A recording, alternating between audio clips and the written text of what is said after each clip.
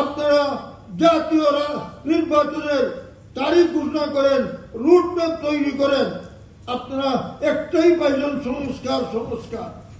আজকে যারা রাষ্ট্রের দায়িত্বে আছেন, নিঃসন্দেহে বলতে চাই, তারা যখন দায়িত্বে আসেন আমরা তাদেরকে সমর্থন জানিয়েছি, সহযোগিতার আশ্বাস দিয়েছি এবং সেই সহযোগিতার প্রস্তাব আমরা এখনো ফিরিয়ে নেইনি।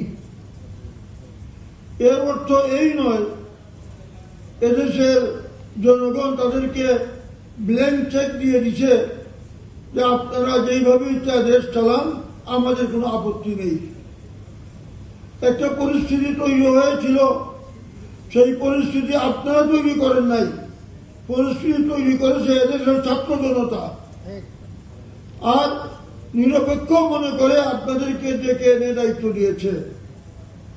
আপনারা এই সুযোগটার যদি অপব্যবহার করতে চান, আপনারা যদি পাশ্চাত্যের কোনো এজেন্ডা নিয়ে এসে থাকেন আর আমার দেশের ঈমান আর ইসলামের বিরুদ্ধে চ্যালেঞ্জ হিসেবে আপনারা অবতীর্ণ হন, দেশের স্বাধীনতা সার্বভৌমত্বকে আপনারা চ্যালেঞ্জ দিতে চান, এদেশের জনগণ আপনাদেরকে চ্যালেঞ্জ দিতে একটুও ভাববে না।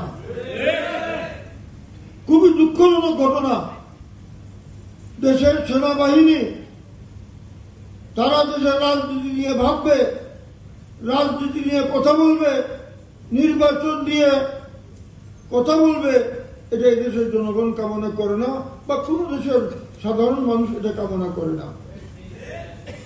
আজকে কেন ক্যান্টনমেন্টকে বলে দেওয়া হলো ডিসেম্বরের মধ্যে নির্বাচন হওয়া উচিত আর জানুয়ারির মধ্যে ক্ষমতা হস্তান্তর প্রয়োজন, এই কথা কেন আসলো? এর জন্য যারা এই কথা বলেছে তারা যতটুকু দায়ী, তার থেকে বেশি দায়ী এই কথা বলার সুযোগ যারা করে দিয়েছেন। আপনাদেরকে বারবার বলা হচ্ছে আপনারা জাতীয় নির্বাচনের তারিখ ঘোষণা করেন, রুটম্যাপ তৈরি করেন। আপনারা একটাই পাইছেন, সংস্কার সংস্কার। আজকে যে বড় বড় রাজনৈতিক দল দাবি করছে যে আপনার সংস্কার চলমান জিনিস, সংস্কার 10 বছর ক্ষমতায় থাকলেও সংস্কার শেষ হবে না। তাই বলে কি 10 বছর 5 বছর চলতে থাকবে? সংস্কার তার গতিতে চলবে, নির্বাচনও তার গতিতে চলবে। কাজে আমরা দ্রুত নির্বাচন চাই। সংস্কারের নামে ক্ষমতা টালবাহানা করে ক্ষমতা দীর্ঘায়িত করা, এটা আমরা কিছুতেই মানতে রাজি নই। আপনারা যদি ম্যান্ডেট নিয়ে এসে থাকেন, এজেন্ডা নিয়ে এসে থাকেন, বাংলাদেশের একটা অঞ্চল পাশ্চাত্যের হাতে তুলে দিবেন, খ্রিস্টান রাষ্ট্র বানাবার রাস্তা করে দিবেন, তাহলে আপনারা মনে করবেন এদেশের জনগণ বোকা নয়, বরং আপনারাই বোকার স্বর্গে বাস করছেন। এনজিও চালানো এক কথা, আর দেশ চালানো আরেক কথা। কাজেই এনজিও নেতা হয়ে সে দেশের কর্তা বনে গেছেন আর মনে যা ইচ্ছা তাই করবেন, জনগণ এটা মেনে নিবে না। শেখ হাসিনার মতো শক্তি, আওয়ামী লীগের মতো শক্তি আপনারা নিয়ে ক্ষমতায় আসেননি, সেই শক্তি আপনারা অর্জন করতে পারেননি, তারাও এই দেশে থাকতে পারেনি। আমরা চাই না তাদের দশা আপনাদের হোক, আমরা চাই আপনারা সুসম্মানে যান আর এদেশের মানুষের পালস বুঝেন, মানুষ কি চায়। কাজে আপনারা ইসলামের বিরুদ্ধে এজেন্ডা নিয়ে আসবেন, কি সুন্দর কথা বলে দিয়েছেন। যেদিন নারী সংস্কার কমিশন তার রিপোর্ট জমা দিয়েছে, এই দিন উনি বলে দিয়েছেন যে দ্রুত এটা বাস্তবায়ন করা দরকার। তার মানে সময় তো আর বেশি নাই, এর মধ্যেই এইভাবে ইসলাম বিরোধী যে ধারা উপধারাগুলি আছে এইগুলি বাস্তবায়ন করে ফেলতে হবে। আমরা রাজনীতি করে আসছি, আমরা রাজনীতির গতি প্রকৃতি আমরা বুঝি, কোন দিকে যাচ্ছে আমরা ফ্রি স্টাইলে দেশকে নিয়ে যাওয়ার সুযোগ করে দিব না। আমরা লড়েছি, আমরা জেলে গিয়েছি, আমাদের ভাইয়েরা গুলি খেয়েছে, আমাদের অতীতের লোকেরা শাহাদত বরণ করেছেন। আমাদের সামনে এইসব আছে, আমরা সেই ধারার রাজনীতি করি।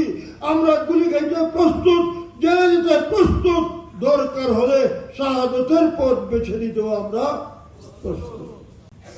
এরপরে আজকের সম্মেলন সম্পর্কে আমার ছাত্র ভাইদের উদ্দেশ্যে দু একটা কথা বলবো। এই যে আজকে আমাদের সামনে পরিস্থিতি, এই পরিস্থিতি আগামীতে আরো কঠিন পরিস্থিতি আসতে পারে। আমাদেরকে লড়তে হবে, আজকে যেমন লড়তে হবে, আগামী দিনেও আরো কঠিন পরিস্থিতি আসলেও লড়তে। আপনার সামনে ভোগ বিলাসিতার প্রস্তাব আসবে, আপনার সামনে ডর ভয় দেখানো হবে, নানান প্রতিকূল পরিস্থিতির সৃষ্টি হবে। এই পরিস্থিতিতে টিকে থাকার জন্য উপযুক্ত নেতৃত্ব গড়ে তুলতে হবে।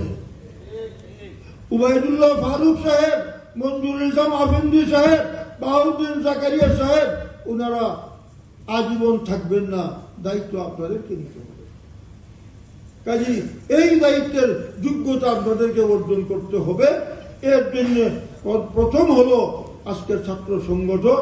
এই ছাত্র সংগঠনকে সুন্দর এবং শৃঙ্খলার সঙ্গে চলতে দিতে হবে।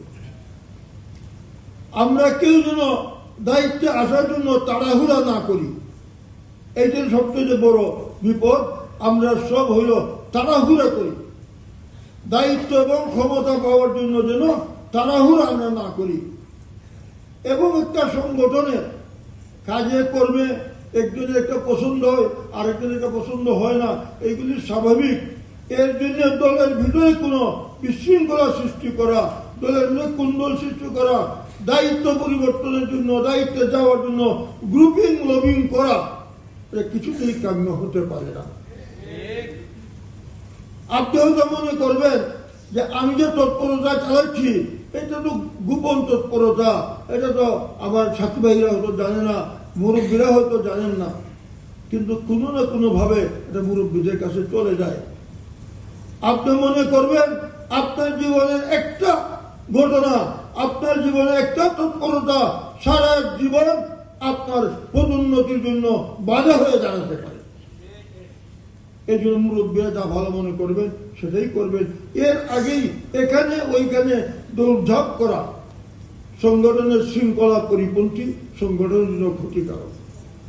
আমরা চাই আপনারা আদর্শ নাগরিক হন, আপনার প্রশিক্ষণ প্রাপ্ত নেতৃত্ব আপনাদের দ্বারা সৃষ্টি হোক, এটা আমরা চাই সুন্দরভাবে, যাতে আগামী দিনে আপনারা সংগঠনের দায়িত্ব নিতে পারেন। আর আল্লাহ যদি কবুল করে এদেশে ইসলামী রাষ্ট্রের যদি সুবাতাস আসে, যাতে আপনারা তার নেতৃত্ব, তার দায়িত্ব হাতে নিতে পারেন, যাতে দক্ষতার সঙ্গে আপনারা দেশ চালাইতে পারেন। আসুন আমরা তাকওয়া ভিত্তিক যোগ্য নেতৃত্ব তৈরি করি এবং সুশৃঙ্খল একটা সংগঠনে আমরা রূপ দিতে পারি। বিশেষ করে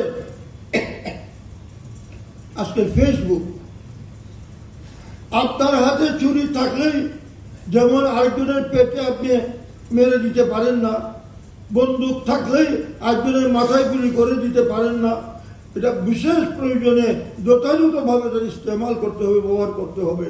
ঠিক এইভাবে ফেসবুক আপনার কাছে আছে, আপনার হাতে আছে, না আমি ভাষা জানি, না আমি তার ইস্তেলাহাত পরিভাষা জানি, না আরেকজনের মান সম্মান সম্পর্কে জানি, বসলাম আর বুতাম টিপতে থাকলাম আর লিখতে শুরু করলাম, এটা হইতে পারে না। মোবাইল আপনার হাতে আছে বলেই আপনি মোবাইলে যা ইচ্ছা লিখবেন, আপনার নেতার বিরুদ্ধে, আপনার মূল সংগঠনের নেতার বিরুদ্ধে, ওই বলবেন পকেট সংগঠন, ওই বলবেন যে এইটা অপরিণামদর্শী সংগঠন, এইরকম লেখালেখি ফেসবুকে, এটা কাম্য নয়। আলহামদুলিল্লাহ এখন এই কয়েক বছরের আমি লক্ষ্য করছি যে অনেকটা কমে গেছে। আমাদের বড়রা হোক, যুব জমিয়ত হোক, ছাত্র জমিয়ত হোক, অনেক দেখছি সংযত হয়ে গেছেন। এখন এইভাবে তো লেখালেখি করেন না। আপনার এই লেখালেখির দ্বারা কোনো কিছু হবে না, দলের দুর্নাম হওয়া ছাড়া, দলের ক্ষতি হওয়া ছাড়া, বিশৃঙ্খলা হওয়া ছাড়া, আপনার জীবনে একটা কালো অধ্যায় আসা ছাড়া আপনার এই ফেসবুকের লেখার দ্বারা কিছু হবে না। কাজে আমরা যেন আমাদের সে হাতটা চালাতে খুব সাবধান এবং সতর্কতার সঙ্গে আমরা হাত চালাই। কোনো উপরস্থ দায়িত্বশীলের সঙ্গে বা তার ব্যাপারে কথা বলতে আমি যদি সাবধানে কথা বলি, তাহলে দেখবেন ইনশাআল্লাহ সুন্দর একটা সম্মেলন দাঁড়িয়ে যাবে।